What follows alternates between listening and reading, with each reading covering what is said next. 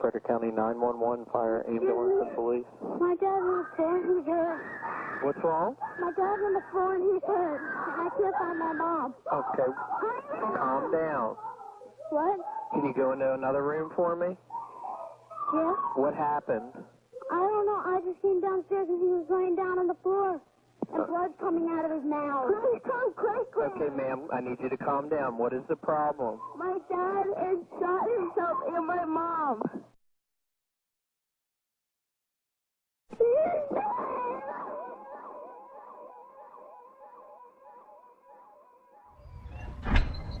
You know, something's going to happen in that house. He's going to beat her, there's no question. But what can we do? She doesn't want any help. Hope we don't come in a roll call tomorrow and find out he beat her. Or killed her. How many times have you thought or said the same thing? Has it ever come true? Domestic violence cases are volatile situations, but there are times when you just know that something's going to happen, and you're frustrated because there doesn't seem to be a thing you can do about it, and you worry. But all the worry in the world won't stop the violence. Between 2001 and 2005, an average of 1,500 women and men died each year as a result of domestic violence in the United States. It's time we answered the question, what can we do? When those two officers understood that something's going to happen, they did something intuitively called lethality assessment. Dr. Jacqueline Campbell from Johns Hopkins University in Baltimore, and perhaps the world's leading researcher in this area, has been studying lethal and near-lethal cases for over 25 years. She has captured a group of factors present in fatal and near-fatal cases. This group of factors permits you to assess a victim's potential for homicide.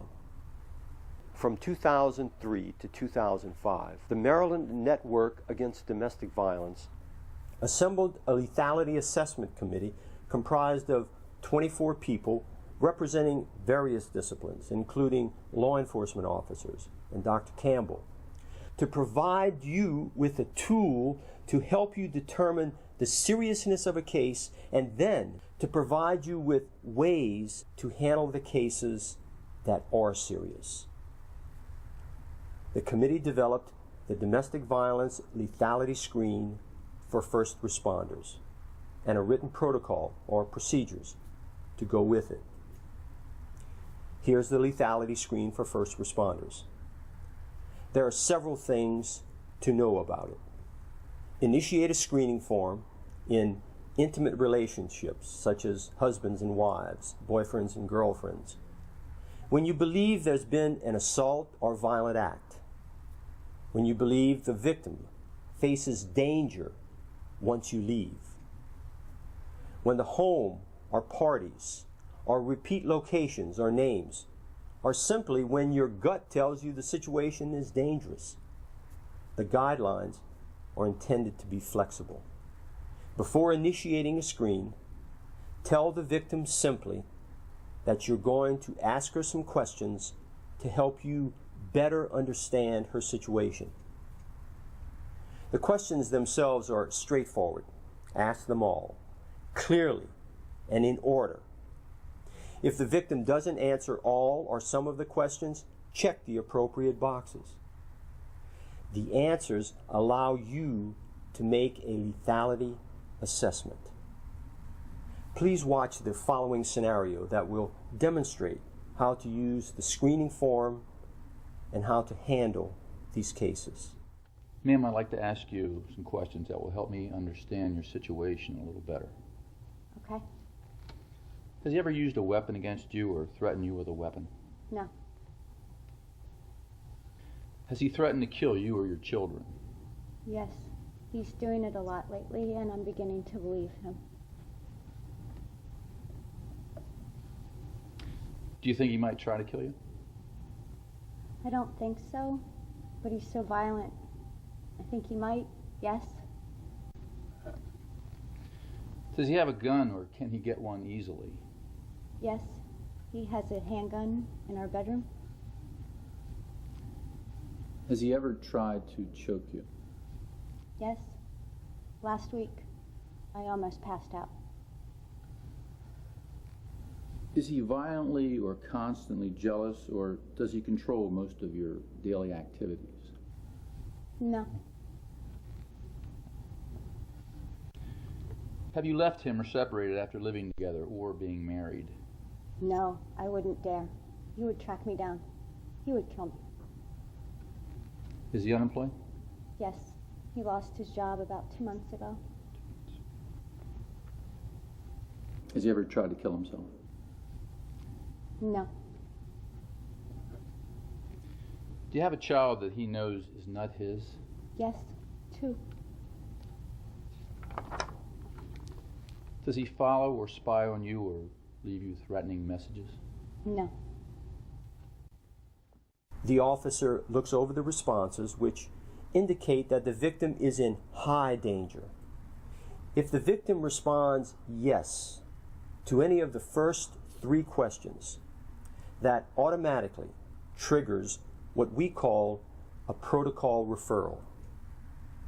If the victim responds no to all of the first 3 questions, but yes to any 4 of the remaining questions, that triggers a protocol referral.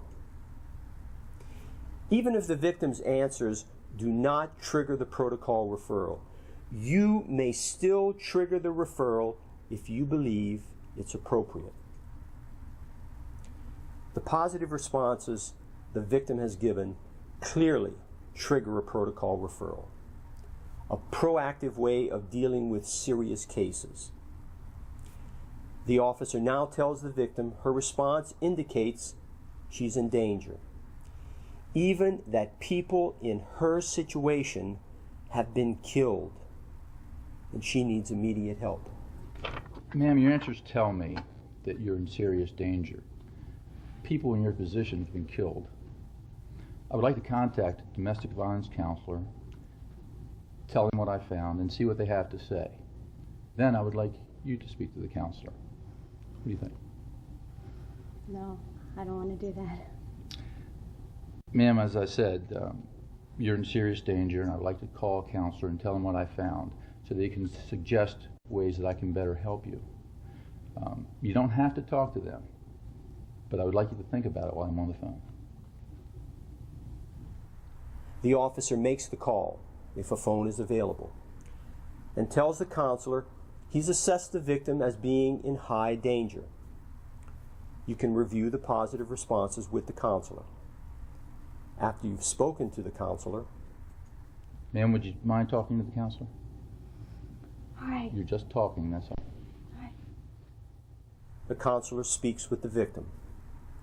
Before concluding, the counselor asks the victim if it's all right to discuss the case with the officer. The victim agrees. The officer takes the phone, and the officer and the counselor discuss the next steps. Your response to the situation will depend on two basic levels of danger indicated by the victim's answers. If the victim's answers don't trigger a protocol referral, or she doesn't answer the questions, that doesn't mean the victim is not in danger. In fact, you can still screen her in for a protocol referral if you believe she's in serious danger, despite the fact that her answers don't indicate that. Sometimes victims make comments that seem to contradict their yes or no answer. For example, in the scenario, the victim said that she is not separated from her husband. That's a no answer if you're scoring. But then she said that she wouldn't dare because he'd probably go after her and kill her. That puts a different light on that no answer. Listen to what victims are saying and never take domestic situations for granted. Remember, an abuser can kill a victim any time. But generally, here's what you can do in these cases. Advise the victim that domestic violence is dangerous and sometimes fatal. Go over the screen questions with the victim and tell her to be on the lookout for them and that they mean danger. Refer her to the domestic violence program. Give her the phone number and tell her to keep it hidden. Give her your work phone number and the number of a contact when you're not working in case she needs help. Tell her to hide those numbers. And finally, prepare a police report explaining the situation and what you did. Cases in which a victim screens in at high danger trigger the protocol referral. Advise the victim of your assessment, including the fact that people in the victim's situation have been killed by their abuser. This is a lethality assessment. This is what this process is all about. Be understanding and compassionate in how you give this information to the victim, and be clear. Tell the victim that you would like to call the domestic violence hotline and that you would like her to speak with the counselor. Why are you asking? Because even when the victim's safety is your main concern, by asking, you are empowering the victim and making her a partner in your safety concerns. Although we may not understand this, it's an important victim concept. If the victim declines, tell her that you need to speak with the counselor for guidance on how to deal with the situation, and that you would like for the victim to reconsider speaking with the counselor. After speaking with the counselor, ask the victim if she has reconsidered. If she still declines, do the same thing you would do for a victim who did not screen in, including going over some safety tips when she doesn't want to leave, such as obtaining a protective order, if that's a safe option. If the victim wants to leave, either provide or arrange for transportation to a safe location. If the abuser has been arrested, encourage her to go to a safe location, because the abuser may be released in a matter of hours. Assist the hotline counselor with developing a safety plan if such a request is made. This may require the services of a domestic violence unit officer or a supervisor. Notify the domestic violence unit or a supervisor. And finally, prepare a report explaining the situation and what you did.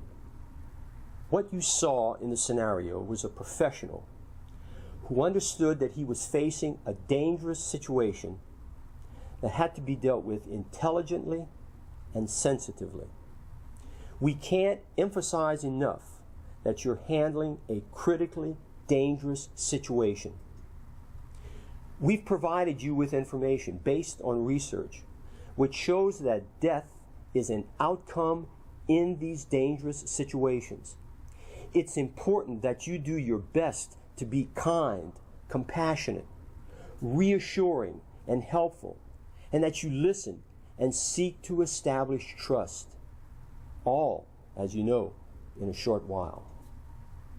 However, you must be cautious, not to be overbearing, or tell the victim, "Now, here's what we're going to do." You're trying to convince the victim that she's in a very dangerous situation and that she needs help right now. You're trying to make the victim safe while giving her room to establish a degree of control over what she will do with the information you've given her. Your manner of speaking, your attitude, will help you carry out this balancing act. You have shown that you can do it. And here's why you have to do it. As we completed our work on the Lethality Assessment Committee, my mind couldn't help but to race back 12 years to February of 1992, when I would respond to what would be the most horrific call of my career as a police officer, a murder-suicide, a domestic violence-related murder-suicide. When the radio dispatched that call, I immediately recognized the address because I'd been there before. I'd been there in response to a domestic violence call. I had talked to the victim. On that previous call, I had advised the victim of the gravity of the situation that she was in. I had told the victim that she was in serious danger. On this day, I was the first officer to arrive. The dispatcher had advised us that the estranged husband was holding the victim at gunpoint. I waited for backup, and when they arrived, we assumed positions of cover around the house. We then tried to make contact with the individuals inside the house. Not being able to contact them by phone, we began to call from the outside for the victim to come out and talk to us. After a short period of time, the victim appeared on the front porch. The victim tried to tell us everything was okay, we could leave, but we implored her to come to us, come and speak to us, come so that we could ensure her safety. Then, in the flash of an eye, the estranged husband popped out of the house, leveled a .30-30 rifle at the back of the victim, and fired one time, almost taking off her shoulder. The victim fell bleeding to the front porch. We laid down cover fire and commando crawled to pull her off the porch. The suspect stumbled back inside of the house, sat at the base of the stairs, putting the rifle up to his throat, and blew his own head off. The victim would die en route to the hospital. As we hammered out this protocol, unsettling questions that I had had all that time began to be answered. I started to see what could have been done. I started to realize how instrumental this tool could be. I know I still have nightmares about this event. I pray that by utilizing this tool, we can avert such situations in the future.